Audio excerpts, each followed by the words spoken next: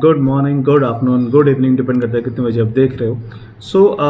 आज हम लोग बात करने वाले हैं न्यू ग्लोबल कार्ड का एक नया जो कार्ड आया है which is called an FD credit card. उसके बारे में should you take it, should you not take it, you do let it go and all that, इसके बारे में हम लोग बात करेंगे। एंड अगर आप पहली बार चैनल में आए हो तो आपको दो चीज़ करनी है। एक, वो पीछे का बैकग्राउंड नॉइज़ कंस्ट्रक्शन चालू है उसको इग्नोर करना है, और लाइक शेयर एंड सब्सक्राइब करना है। और अगर पहली बार नहीं आए हो तो welcome back to the channel, this is Partha.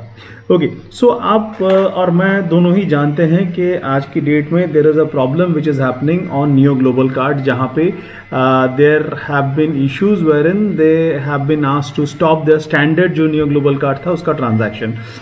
उसके चलते हुए naturally lot of us have faced lot of problems and we have made couple of videos also actually telling कि बॉस इसको भी अवॉइड करना, because it's pointless at this point of time. अगर travel कर रहे हो then you get into this, it's really not worthwhile. So that's number one. 15 March तक उनको एक लीवे मिला था आरबीआई से। उसके बाद एक कम्युनिकेशन आया जिसका स्क्रीनशॉट मैं अभी चला दूंगा, जो ईमेल पे भी आया मेरे पास, कि as of now since we don't have any update from RBI, हम लोग और कुछ कर नहीं रहे हैं, इसको भी पॉज कर देंगे, फलाना ढिमकाना।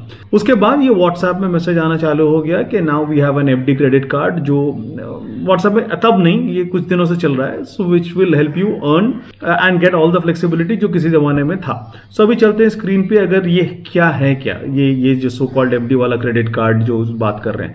सो अगर आप स्क्रीन पे देखेंगे, it says that 0% forex markup, pay no foreign exchange anywhere you roam, which is self explanatory कि ये 0% मार्कअप है, आपको कुछ देना नहीं पड़ेगा, आप जहां भी जा रहे हो, जिधर भी जा रहे हो।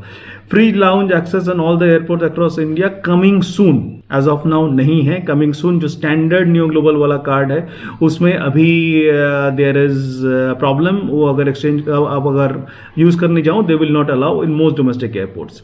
Up to 7% return on FD. Now इसे क्या होगा, ये बेसिकली प्रोसेस ये है कि आप एक एफडी खोलोगे, मिनिमम 5,000 से चालू होगा, वो उसके बेसिस में आपको कार्ड इशू किया जाएगा, and I think you can open up to 25 lakhs।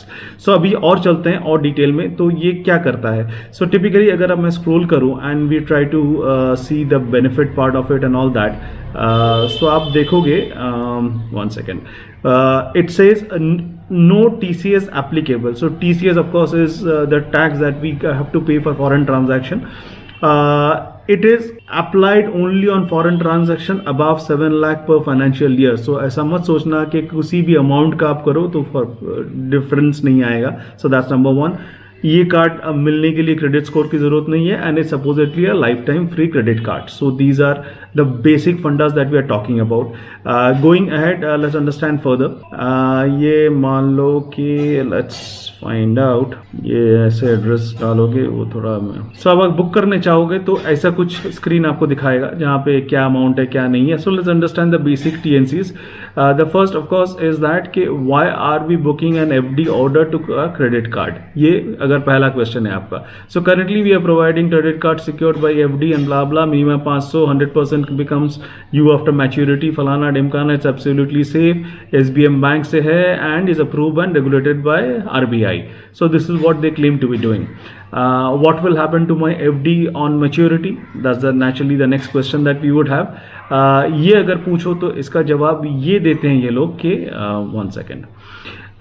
So of course upfront maturity आपको ऑटोमेटिकली सेविंग्स पर प्रिंसिपल अमाउंट आपके क्रेडिट आपके अकाउंट में इशू हो जाएगा, यू कैन री इन्वेस्ट और also take it out. The next of course is that can I withdraw the FD before maturity, इसका answer है येस, बट देन एक महीने का लॉक इन पीरियड रहेगा, उससे पहले आप ये कर नहीं पाओगे, which is by default a part of the exercise which is there.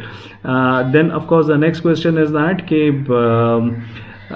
हमारा जो इंटरेस्ट आता है, so can we automatically maturity के साथ आ जाएगा? सो डेफिनेटली आ जाएगा।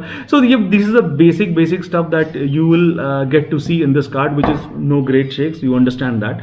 Now, should you take it or not? I would say avoid at this point of time, because we really don't know what is going on, because as of now there is no reason. इनका पहला वाला card भी क्यों block हो गया था किसी को नहीं मालूम। इनफैक्ट SBI भी आपके कम्युनिकेशन में बोलता होगा, we really don't know, we are collaborating with RBI to let us know what are we going wrong on. What we get to hear is that कि क्योंकि Yes Bank and all जिसके साथ ये लोग काम करते थे, federal bank, these are the two banks जिसके साथ ये सब न्यू क्रेडिट कार्ड्स वाले या फिर न्यू फिनटेक कार्ड्स वाले जो हैं वो लोग इजीली काम करते थे बिकॉज ऑनबोर्डिंग आसान है, and there are chances that RBI is not too happy with such kind of easy onboarding. They would want more stringent rules and all to be followed. This is my speculation, कहीं पे लिखा नहीं है, मेरे को लग रहा है. This is where it stands, and if you really want to know more about this, please ping me. Whatever answers I can get, I'll try and give it to you. I would suggest कि as of now avoid करना, अगर आप चाहो तो not worth it to take all that risk again. थोड़ा hold कर जाओ, let's see how it pans out. यहाँ तक अगर देखे हो तो दोस्त प्लीज़ लाइक शेयर सब्सक्राइब करते जाना, really help. Thank you.